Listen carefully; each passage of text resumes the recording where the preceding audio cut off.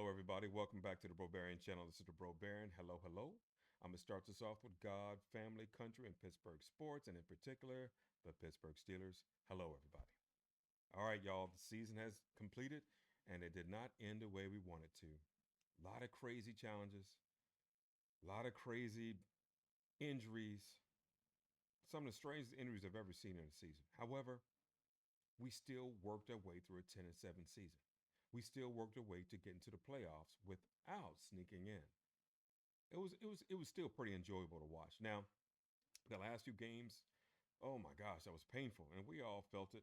We felt it from the very first loss to the one we just had, and now we're kind of numb. Got a lot of emotions bouncing all over the place, and probably the players and coaches are feeling the same way. A lot of gloom and doom going on. However, we got another challenge, and that's going to be other teams and their fans talking trash to us, talking trash when we're walking by, when we're going to work, when we're filling up our gas, when we're plugging in our EV if you have one, going to 7-Eleven stores. You're going to be hearing a lot of craziness, but y'all endure it because of this.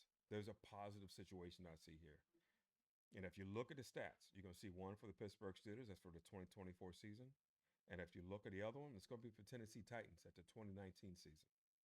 The stats are very similar. Look at the quarterback play. Look at the receivers. Look at the defense.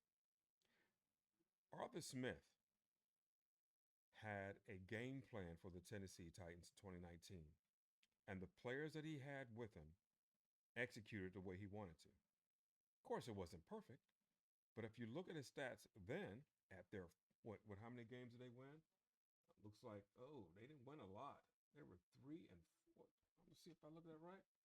Yeah, 3-14, and in their division 1-5, right?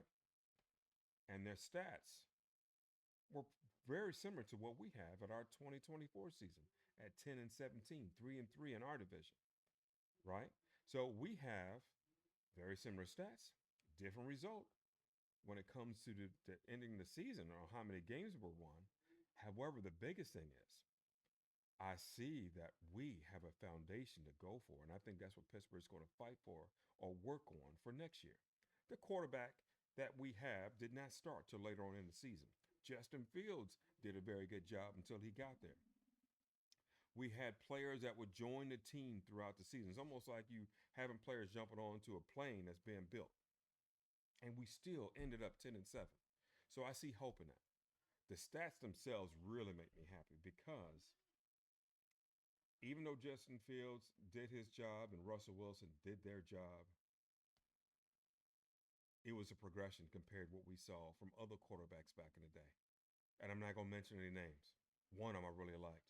He came from Pitt, but you guys know what I'm talking about. But we should not be sad. We should definitely be thinking about, you know what? We got something to work with. And I think that's what we're going to be dealing with. So endure the crazy people talking nuts, people saying crazy negativity when it comes to our Steelers, but enjoy what's to come, right? The draft is going to be really telling what they're going to be getting, whether it be offensive linemen, receiver help. There's a few receivers I would love to see what Pittsburgh help and working with Calvin Austin and George Pickens and either Van Jefferson or Mike Williams or both. I'm not sure how they can make it all work, but I'm looking for that. And when it comes to running back situations, I'm not sure what they're going to be doing with the ones we have. I like them both. I like the 1-2 punch we have. I do. I would say the biggest thing that still gets me, really amped up is I would love to see the offensive line gel even more and get even better to where they have a habit, right, of 100 yards rushing no matter who's behind them.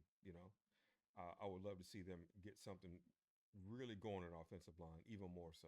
I can't say it was bad the year before and the year before. It weren't as bad as the offensive line we have now is better than what we had the past few years, and I would like to see them continue. But right now, I'm gonna say this: what our stats that we have now compared to what Tennessee was in 2019 with the same offensive coordinator, I see something. I see a trend that's ticking upward. So enjoy the hate, y'all. Enjoy the people talking crazy. We got something that they can build on, and we're going to get a chance to really enjoy it. So whether it be next year or the year after, something's going to break, and I'm expecting to be good stuff. So y'all take care. Thank you for listening. And remember, If you focus on activity, it will focus on you. Y'all take care. Thank you.